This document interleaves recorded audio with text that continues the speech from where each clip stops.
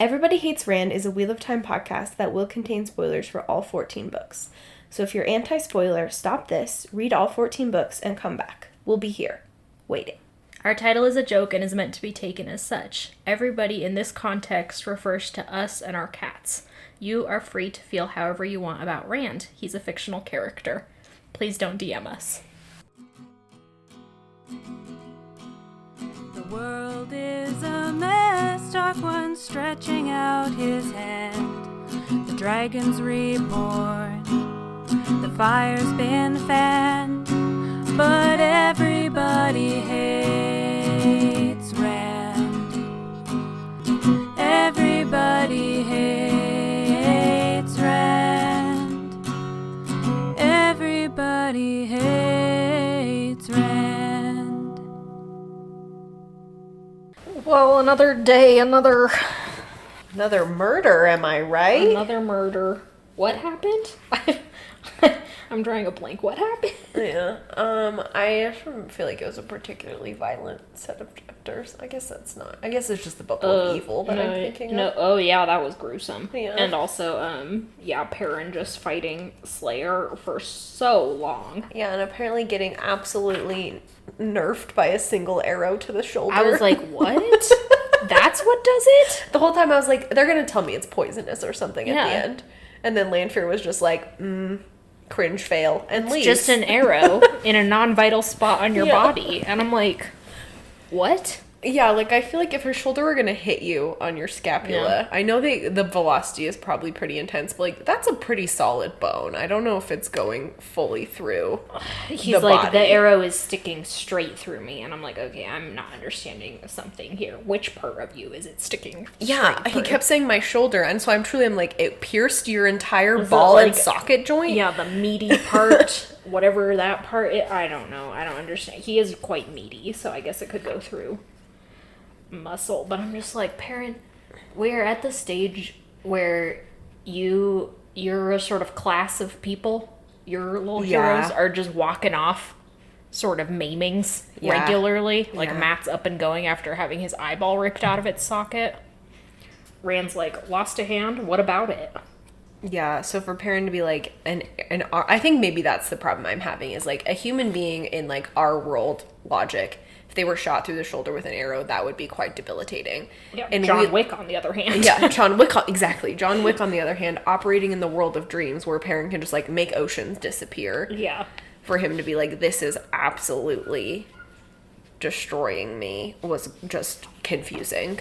Yeah, and also, I guess, Avienda fighting Grendel, who's on sort of a murder rampage, threatening her boy, Darlin.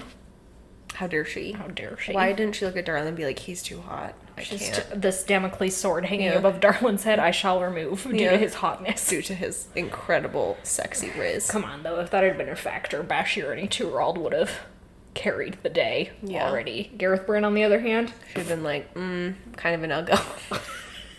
Loser! Loser! Okay, this is Everybody Hates Rand, your friendly neighborhood Wheel of Time podcast. I'm Emily Jusha. And I am Sally Goodger. Is it even an episode of EHR if we don't start by bullying some random male character whomst we hate? It's what we're here for.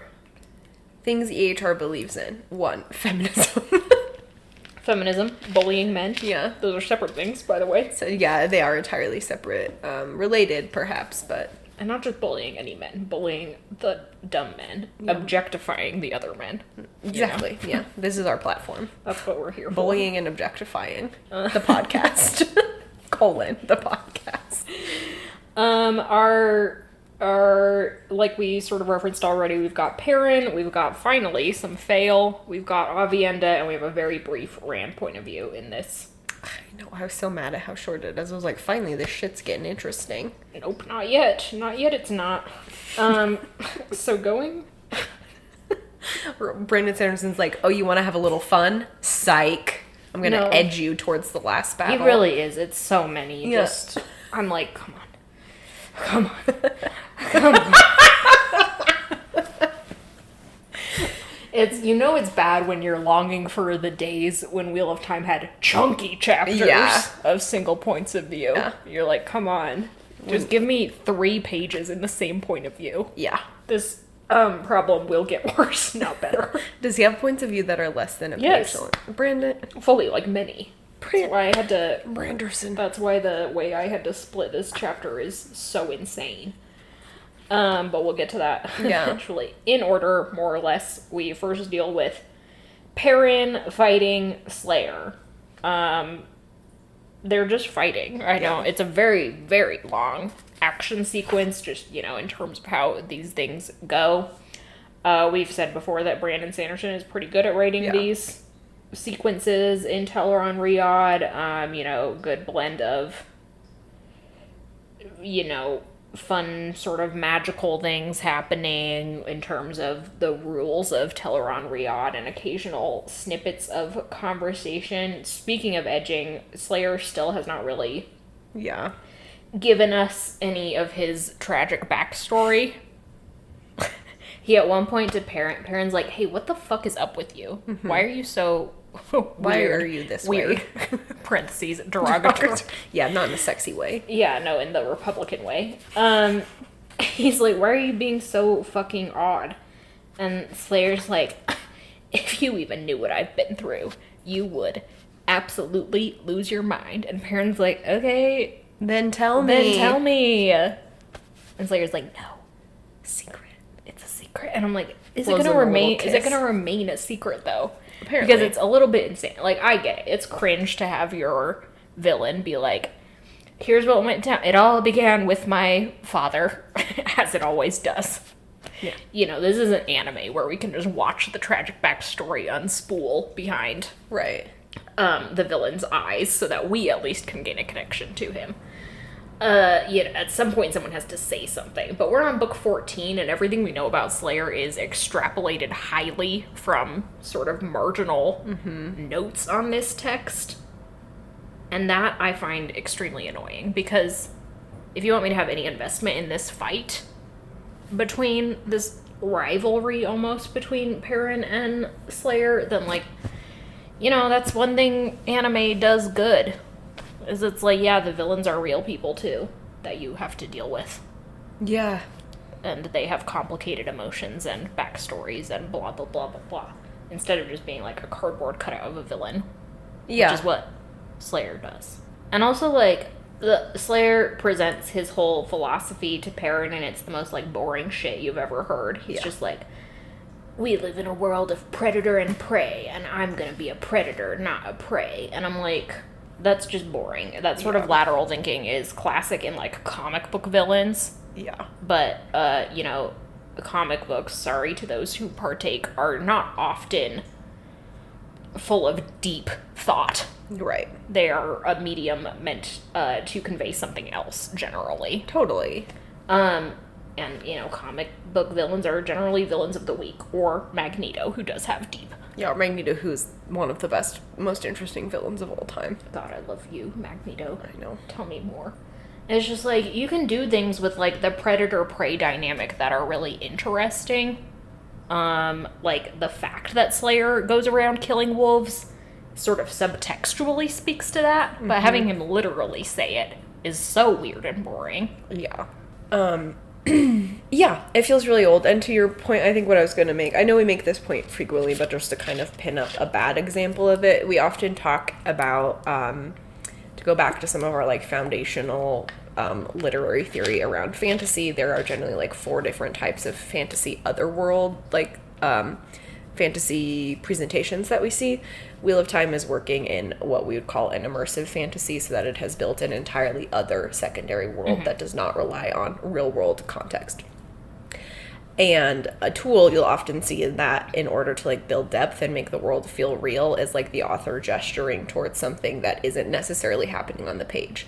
A really common example of this is what I call Ozymandias mechanic, where they walk past a ruin and see something. And you're like, this world is so old. Yeah. And has such a rich history, without us having to be reading an entire history book. Without Moiraine standing up in the Two Rivers and giving us the history of Manetheren, which I know a lot of people have strong feelings about, but I think was very weird of her to be like, hold on, my PowerPoint presentation. It was a little TED talky, shall we say. Yeah.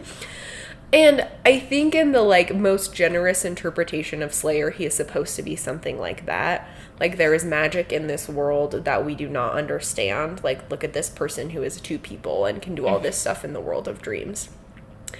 However, it does not function at this point in the story to have something that we do not understand, because I've read literally like 5,000 pages plus of Wheel of Time. It is very frustrating to be at this point where something that is pivotal to the plot is something that I do not understand. What is Slayer's power set? Who even is he? I don't even know. So, just to, I don't know, put a little structure around my own personal beef. Yeah, I agree completely. I think, like, at this point, if you are avoiding giving us information, then then it needs to, like, gesture.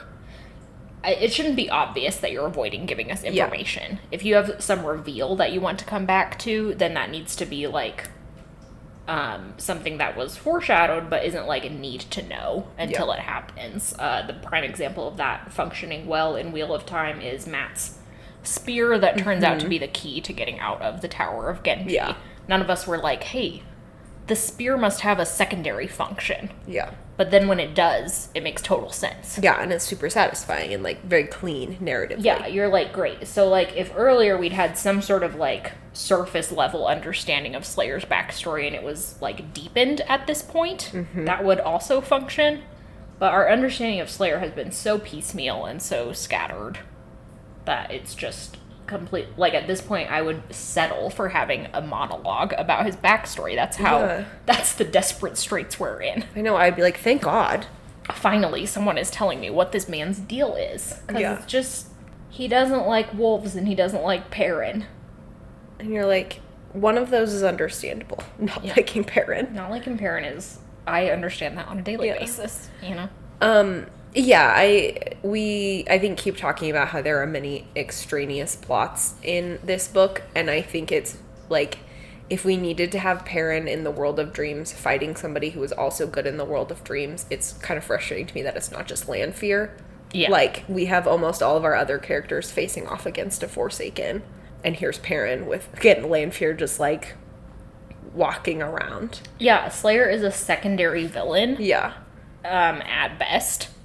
Who should have been defeated in the last book. Total, if not in book 4, you know, like... If we were gonna have to keep running around, then it would have been in book 4. But then... Right, yeah, at the very least, he should be done by now. End of Slayer era. You're totally right. Lanfear and Perrin are already interacting. It should be more of an, like, adversarial thing in terms of... And, like, I think the authors felt limited by the trap that they'd written themselves into, which is that Perrin wouldn't fight a woman.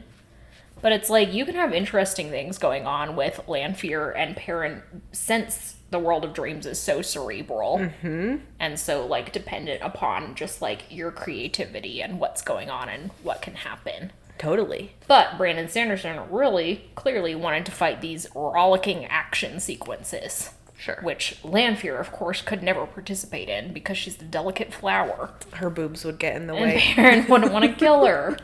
Her boobs would get in the way. If boobs didn't get in the way for the pink-haired lady in Demon Slayer, then no one else has an excuse. You're right. She's out there doing, like, speaking of the Olympics, gymnastic level shit. And Olympic boob size. Yeah, and just, like, a mini skirt and thigh highs. Girl. So she's out there doing martial arts. So anyway, Perrin eventually just sort of loses this fight because he's slowing down, because he's been in the world of... He, like, goes so fast from being, like, I'm at my ultimate power here in the world of dreams to, like, fully collapsed. Like, damn, it all caught up to me at once. Yeah. And like, okay, I would have liked more of a smoother downhill slope. I guess the arrow makes sense when you add his fatigue into it. But we haven't had the fatigue set up very well. Perrin, like, gets away and then is kind of like, ugh, I'm dying or something. He's, like, hallucinating fully. He's like, fail. And I'm like, wow, this is the first time you've thought of Your wife in pages. literally weeks? So weird. And then Lanfear appears and is like, well, bitch ass, you done fucked up. He's like, Perrin's literally begging her for help. And she's like, nah. Sorry. Bye.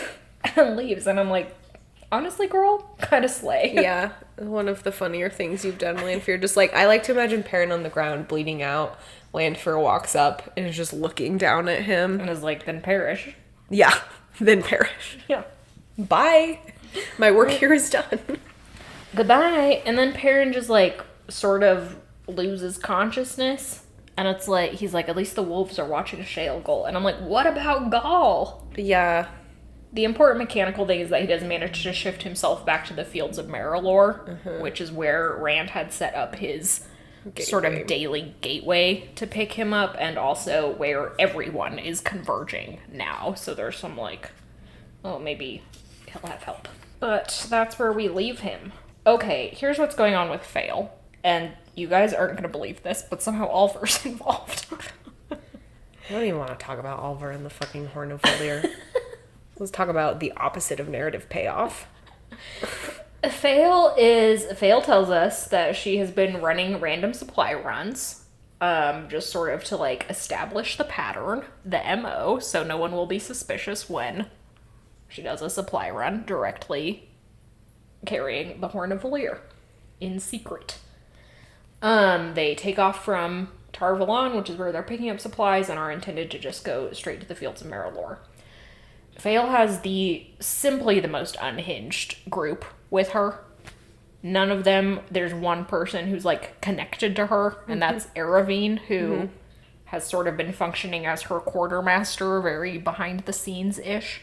But everyone else is from Matt's group of people. We have some classic figures from the Band of the Red Hand, prime among them Vannon, our good old horse thief / scout.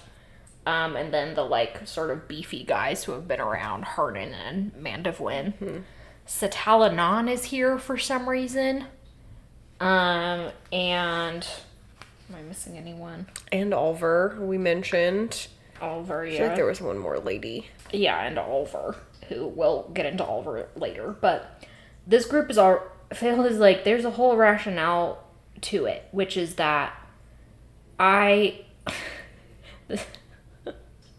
is so convoluted. She's like, I'll bring these supplies to the fields of Marilor. Bringing this special box that I have established is a delivery for Matt and is full of tobacco. Tabac. And she's like, but I'm not going to just deliver it to him because that's suspicious. Instead, I have surrounded myself with members of the Band of the Red Hand who Matt will surely want to visit. And that's when I'll just slip the horn to him. And I'm like, what? Yeah. Girl, what? The level of the, like, unnecessarily complicated 8-dimension chess that Fail is playing against herself. Fail is a FedEx driver making a whole Ocean's 11 scenario. A FedEx driver. Yeah, it is like, if you can get to Matt, give him the package. Girl, it is not that hard. Yeah. Like, what? No one will think it is weird for you to be like, hey, Matt, I have the Horn of Valir. And Matt will probably be like, I don't want it. But Matt will be like, eh. Yeah. No, take it away from me. Yeah. But it's like, then it's not your problem anymore. Yeah. It really is adding, even the level of, like, we're making multiple supply runs, we're doing all of this stuff, I have all these people with me, I've concocted this elaborate backstory. Yeah, she's, very Brandon Sanderson to be like, it needs an elaborate backstory for no reason, like... Except not for Slayer. But for the Horn of Valir / tobacco box, absolutely, baby girl. We are in a heist movie now. I, can't even... Was anyone yeah, this is what should be happening? Or was Fail just like... Fail should be delivering the Horn of Valir to Matt. Yeah. That's something that needs to happen. The Horn... I just can't even, I don't have the words to communicate how stupid this is and how condescended I feel. Yeah. How condescended to I feel. I get it. you needed to do something with Fail. For some reason, you needed to do something with the Horn of Valir. But at this point, it is not believable that anything would be happening. Yeah, it definitely stretches belief a little bit, which we'll talk a little bit more about in a second. But Brandon didn't need to do anything with Fail. I know that is kind of hard for this book to grasp, but like just because someone's been a point of view character in the past does not mean they need to have a significant batch of point of views in the next book.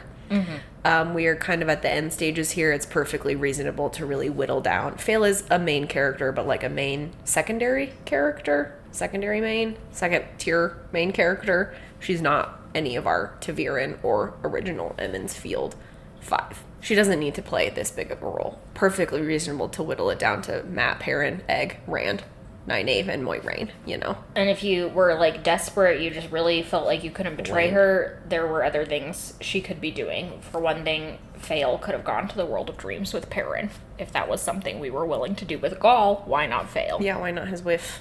Yeah, I mean, I know why. It's because Perrin's a huge misogynist who could have dared to bring his wife into battle with him, but, like, come on. That would have been at least satisfying because it would have felt like Fail was moving in conjunction with Perrin. Yeah. And was doing something that sort of... It would, like, feel right to have Fail... Yeah. ...being Perrin's backup in that way. Yeah, it would also... it would be a satisfying end to their marriage arc where they have been competing with each other for so long and, like, constantly hostile towards each other, or there's been a massive power imbalance with, like, Fail being kidnapped and threatened with assault and Perrin having to come and rescue her, to finally be at a point where they are operating in tandem as partners. Yeah, that would have been the feminist thing to do, I think. It also would have been, it's been fun to have Gaul in the World of Dreams being reminded that, like, you can just be a normal person and still do pretty well in the World of Dreams. And that would have been really fun to have, like, Fail just sort of excel at it, you know? But alas, we can talk all day about what could have been, but here's what's happening, I guess. This is what Brandon Sanderson decided to do. Fail takes this latest caravan. They're, like, they're, like, crossing the bridge out of Tar-Valon into some sort of traveling grounds where there is a single Aes Sedai stationed, which seems kind of wild already. There's just... This plot is so convoluted on the, like, foundational level that every time it tries to, like, do anything with itself, it has to become even more convoluted. So it's like, already this is insane that Fail is doing this, that this is happening. Okay, so now we have to add even more levels of insanity to get Fail to where the narrative wants her to be. But Fail has this secret box that she's carrying. They go to the traveling ground. They're on, like, the bridge, and there's a minor earthquake, but that's just sort of expository. At the traveling ground, Fail's like, we're heading for the fields of Marilor when a bubble of evil hits. And, like, right as the Aes Sedai is creating the gateway, a horse dies. Yeah, it's very sad. Yeah, speaking of murder, it's like spikes that come up out of the ground and just sort of, and they have ghosts in them or something. Yeah, just haunting little crystals. People inside of them. One of them, like, goes through the Aes Sedai's foot while she's making the gateway, but the gateway does open and Fail rushes everyone through it, then returns to, like, get the last few people she returns to, like, check on the Aes Sedai, only to find that the Aes Sedai is dying, has been, like, stabbed in the stomach. And so Fail gets through the gateway right as it closes, presumably right as the Aes Sedai dies. And realizes they're not in the fields of Marilor, they're in the Blight. Yeah. Which, I don't know if you remember this, guys, but the blight is bad news. I know a lot of people are running around in the blight right now, but... Doesn't mean it's a good idea. These are a bunch of normies, so... Yeah. It's bad. Yeah, Fail, when we jump to her next point of view, is like 2 people died when we were hiking to a campsite. Yeah, it feels like we moved 10 feet and 2 people died, so that's what it's like to not have plot armor in this world. Yeah. And you're like, damn, dude. Yeah, the next time we see them is they're camped near to the site and are kind of deliberating on what to do, a lot of which stems from the conversation of, like, what happened. Mm-hmm. They're like, did the Aes Sedai send us here deliberately? Was she some sort of dark friend? Fail's like, maybe it was just an accident, because, you know, she did get stabbed in the foot. And Satalan, former Aes Sedai, is like, shitty Aes Sedai then, you know? Yeah. You should be able to focus while getting stabbed with 1,000,000 knives. Yeah, she's referencing, of course, the heinous testing you have to go through to become... extremely dumb testing. Yeah. But she's like, that doesn't make sense to me. And there's the fact that this Aes Sedai seems to have been killed not by the spikes that came out of the ground, but, like, by a knife, maybe. Obviously, we haven't had... we aren't able to do an autopsy or anything. Yeah. And it gets worse. Since it was one Aes Sedai, a single Aes Sedai stationed here, they're like, we don't know if anyone will find us. We don't know, like, it's possible to sort of read where a gateway was heading, but why would anyone assume that we've been sent to the wrong place? We just don't know. So Fail executive decisions it and is like, let's wait here a day and then we'll move if no one comes to rescue us. They also decide, okay, we're going to make, instead of trying to go directly south out of the blight, we're going to make for the distant peak of Shale Goal, because the area surrounding Shale Goal supposedly has fewer dangers, because it's just like, that's the Dark One's zone. And they're like, hopefully then we'll be able to, like, sync up with our armies, who will have channelers who can send us to the right place. Yeah. That's the plan. Obviously, there's some level of, like, intrigue that's meant to be going on here. How did they end up in this situation? What machinations are happening in the background? Surely someone knew about the Horn of Valir. And this is some sort of convoluted plot to steal the Horn of Valir. Fail's suspicions are primarily on the members of the Band of the Red Hand, who she doesn't know very well, and are men. Yeah, specifically Vannon. Like, Vannon watches her put the tobacco box in the wagon, and she catches him looking at her. And she's like, criminal. She's like, he's a criminal, and she doesn't even know he's a criminal. She's just like, he gives off sleazeball vibes, and I'm like, yeah, because he's Vannon. Yeah, because he's a literal horse thief. Yeah, and he just heard you announce that you have a box full of tobacco, and he loves tobacco, probably. Yeah. Like, there are rational explanations for everything that's going on, you know? But she's like, maybe Feels it's like Vannon. trying to play 5D chess with some idiot soldiers. Who's eating all the pieces. Yeah, that meme. Vannon's just eating them. She's like, obviously it's Vannon, and we're obviously meant to also think that maybe there's some sort of, like, threat here amongst the Band of the Red Hand. Dark friends hiding till these crucial moments. Blah, blah, blah, blah, blah. If I had to predict, I will say that Vannon saves their bacon in the Blight because he's such a good scout and surprisingly sneaky. Vannon is a great, like, asset to have. I would agree. If I was trapped in the Blight, I'd be like, that's the number one bitch I want with me. Brandon Sanderson makes, like, 6 fatphobic jokes in a row, though, which is so unbelievably unnecessary. About Vannon being a fat man. It's just like boom, boom, boom, boom, boom, boom, boom. Everyone's like, can he even get on a horse? And I'm like, I need everyone to shut up about Vannon being fat. Like, you can be like, Vannon's fat without having everyone be like, and we hate him for it. Yeah. And Fail suspects he's an evil because of it. She's like, there's no way he's a horse thief. There's no way that a fat, ugly person could be a cool, sexy thief. A good person. Yeah. And I'm like, first of all, that's Vannon and I love him. That's so Papa. How dare you? Yeah. That's my dad. He's been with us since the beginning. Yeah.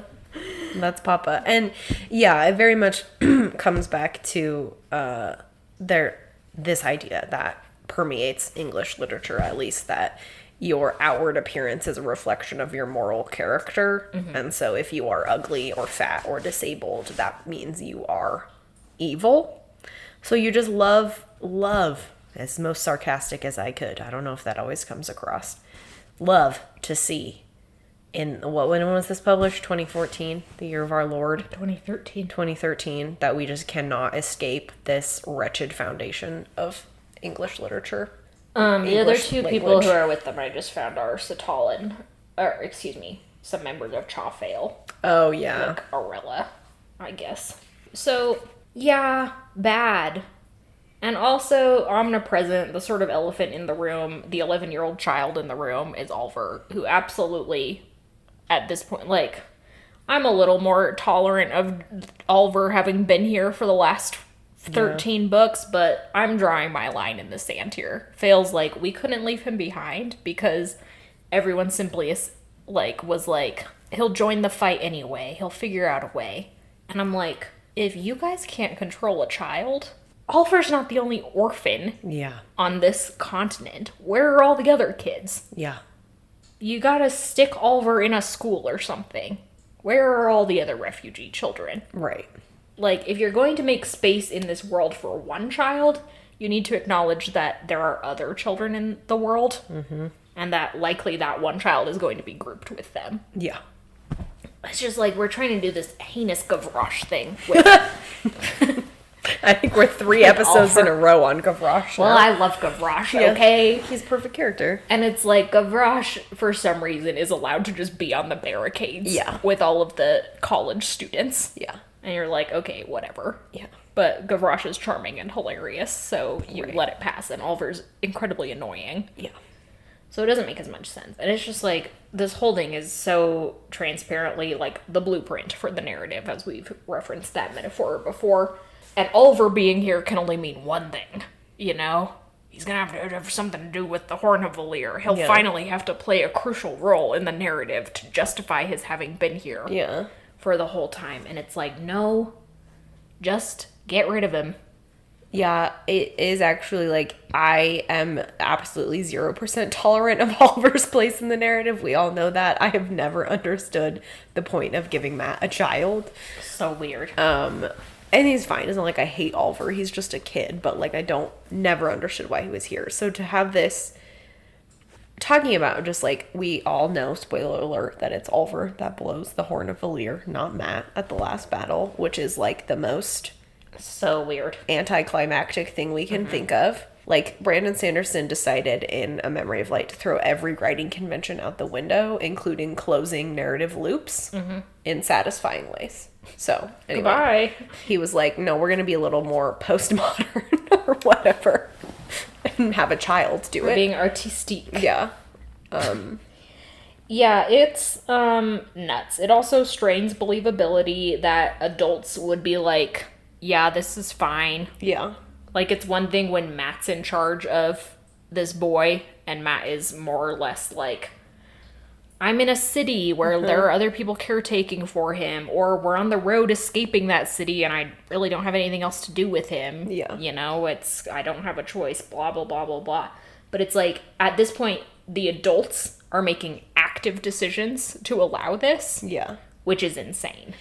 Yeah, you obviously do not need to have been responsible for a child to understand how crazy this is, but my oldest niece is 8 years old, which is very close to Oliver's age, and you would have to pull every single one of my teeth out and then kill me before I would let that child anywhere near an active war zone on purpose. Yeah, like, what? Like, it really does strain credulity to be like, we are also supposed to believe these are good people, at the same time accepting it's okay to have a child on the front lines of anything. Yeah, it feels like this is the most dangerous mission I've ever embarked on, but here's a 10-year-old. Yeah. And I'm like, girl? Yeah. And I know you guys might say, well, she's technically just moving supplies. It's the last battle, baby. Anybody working towards that. Do you see any other kids walking around? In danger, so it's so silly at this point. So yeah, just the blueprint. Like, we can go on and on about the actual morals of having a child in a battle, but it is just the blueprint coming through in a very obvious way. Yeah. Meanwhile, over in Thakandar, that battlefront, Ichurald has been returned from the wolves, tragically. tragic. He doesn't spend the rest of the last battle there. Darlin is now nominally in charge, but also like Ruark and some other people. Everyone's still kind of like reeling from what we're gonna do about this. Avienda is in camp and senses channeling, goes to investigate, and it turns out to be a creepy figure moving around Darlin's tent. Grendel, obviously. But there are also some Ale, who we know are the creepy bad Ale, Yes, but ma'am. Avienda doesn't initially know that, so she gets in a jam there and has to be rescued by Kadzuan. This is, I guess, no one has encountered these channeling Ale men yet, so this is like a big news blast for everyone here in Thakandar. Mm-hmm. Again, it's a little weird to us because we are well acquainted with this issue by now, so it's like, oh, we're making a big deal out of it? Okay, I guess. Yeah, I thought it was just kind of like old hat. Everyone was like, that kind of sucks that happened to them, but... Yeah, but of course it's like this big cultural crisis for the Ale, you know? They're like... These people can't get away from the cultural crises, man. They just had no W's Yeah. for the Ale Yeah. in terms of culture. No rest Really, for like, the the wicked. narrative is indicting them for their entire culture and Yeah. no one else. It's weird. That's kind of crazy, dog. That's so crazy. Anyway, Avienda, like, reports about seeing a crazy person outside Darlin's tent, and they're like, well, what should we do? We can't protect any of our, you know, communication is cut off from the other battlefronts, I guess. We are not really, like, discussing that as an issue. Yeah. Yet. I don't know if we ever will, but it's sort of weird that they're not communicating with everyone else. Mm-hmm. I guess the authors didn't want to have to deal with the, like, time differential, but again, weird. But, like, it's a mechanic that you built, and you can't cop out from your own mechanic. Like, if you're gonna Fully build agree. a mechanic where time is working differently on different battlefronts, man up and figure it out. Yeah. But they decide, okay, well, we'll just try and kind of split command between multiple people, and ultimately, we're just not going to change the battle plan. So if anyone tries to change the battle plan, we'll consider them compromised. Yeah. And the battle plan is just hold position. So it's not a particularly difficult plan to understand why someone might Yeah, want it's to not compromise it. high-level calculus. Yeah. But we see another, we get another kind of action-y sequence where Avienda is with, like, a little group of channelers, and, while Avienda is, like, doing something, again, holding the circle, the other channelers she's linked to get attacked by Grendel in the background, and a bunch of them get murdered. And then Grendel disappears with Serene, Yeah. which is bizarre. She's just like, she's clearly done compulsion to her. Serene, if you don't remember, is one of the Aes Sedai who's sworn fealty to Rand. She's hella gorgeous, as everyone reminds us, and doesn't really have feelings.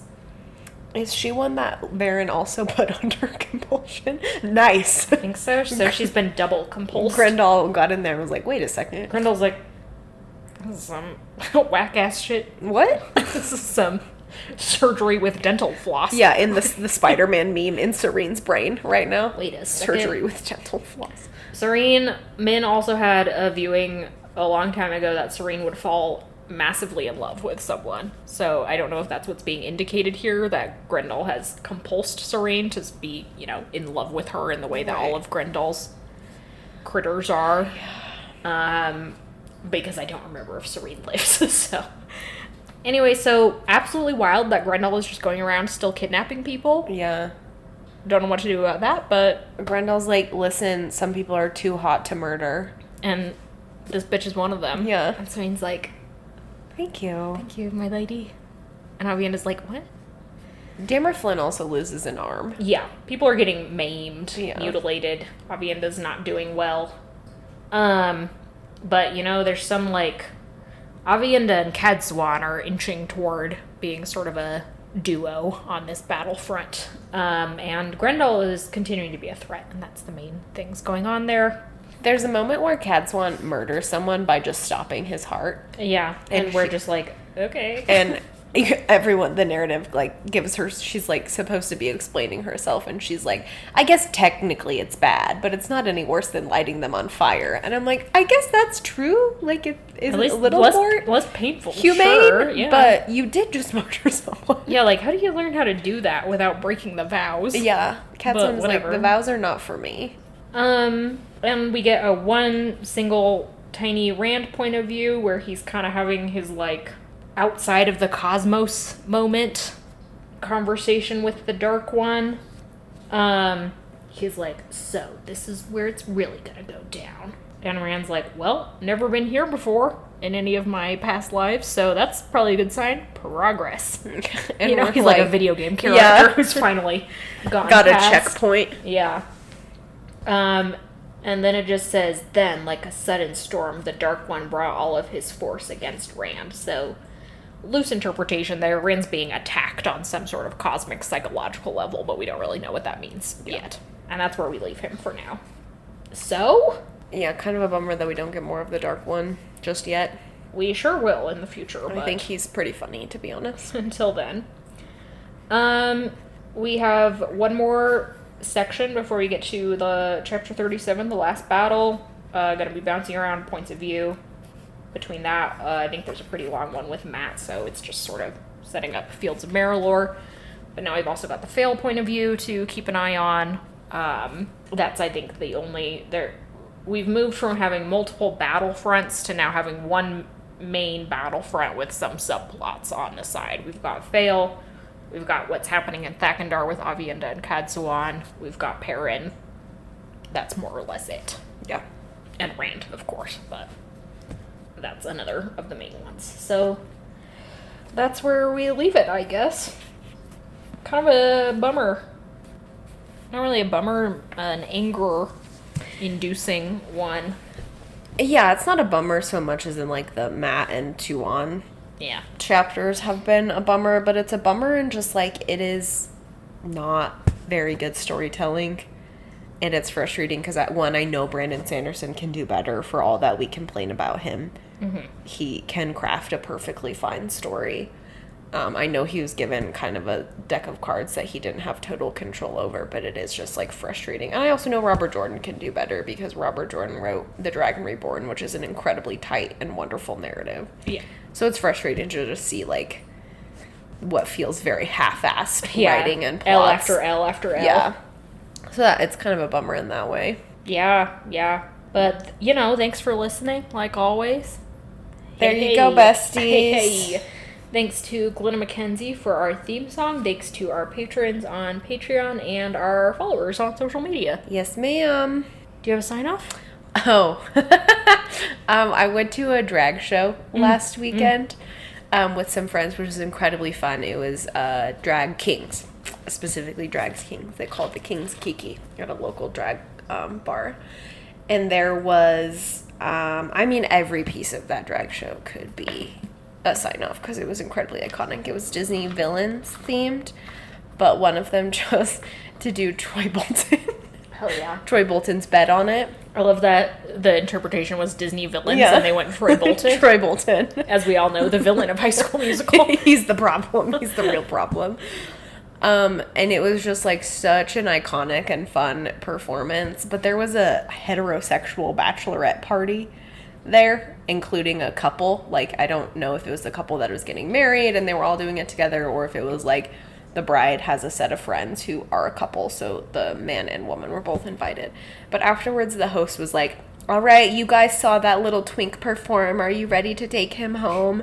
And just, like, not to be like, no straight people at drag shows, because I want you guys to enjoy it too. But the point of a drag show, if you've never been, is to, like, riff with the host and have fun and, like, be silly. And they were just like, no, we're not into that. And it's like, could you be less boring? Yeah, come on. Okay, that was kind of a long one. I feel like my sign-offs are getting more and more elaborate. I'm sorry about that, friends. All right, don't everyone. have to listen to them, obviously. Have a good week, everyone. Bye. Bye.